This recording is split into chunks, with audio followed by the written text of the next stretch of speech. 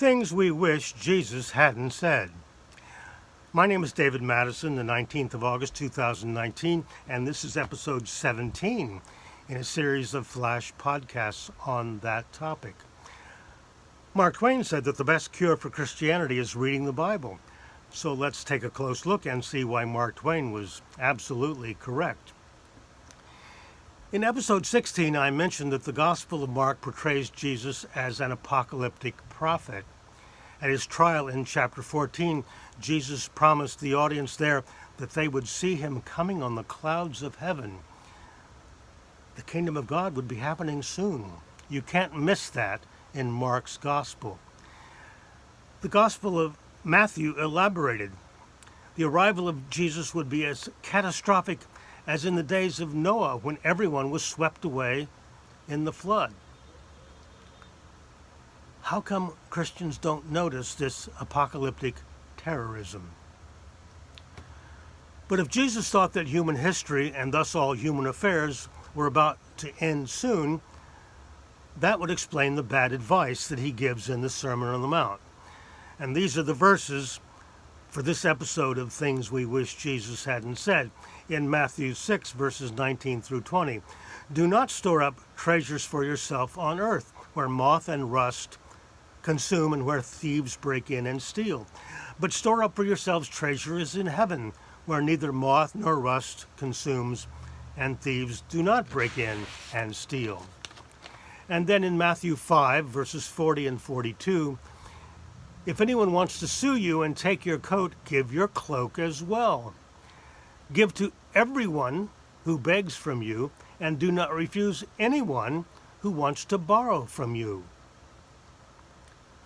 I want to make a few quick points about these verses. First, if we handed most Christians, a checklist of advice to follow or ignore, and didn't tell them that these items were from Jesus, they would say no to all of them. If someone is suing you, give them more than they ask for. Give to everyone who begs from you. Don't ever refuse people who want to borrow from you, even money. And especially no to this. Don't store up treasures for yourself on earth. Really? Christians treasure their flat-screen TVs as much as everyone else. All Christians who have savings accounts and pension plans ignore this. Is this advice you would give to young people starting out in life?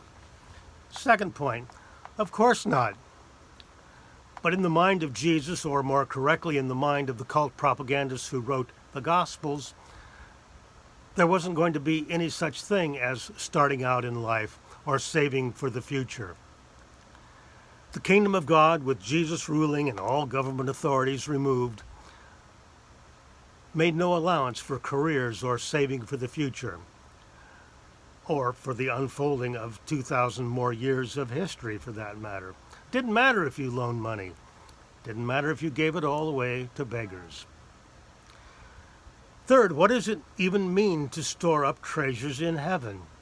That's cult talk.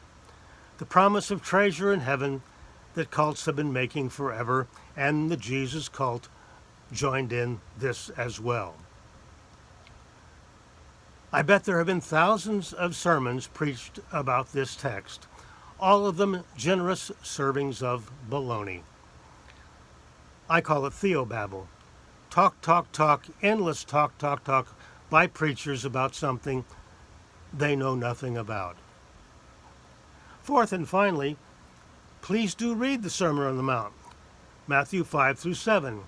If you walked up to 100 Christians on the street, maybe noticing the ones who are wearing their crosses, and asked them where the Sermon on the Mount can be found in the Bible, how many of them could even tell you? Yes, you can find good stuff in the Sermon on the Mount, but it's a mashup of good and bad. I'm pretty darn sure that many Christians would agree that these tidbits that I've quoted from the Sermon on the Mount should be put on that long list of things we wish Jesus hadn't said.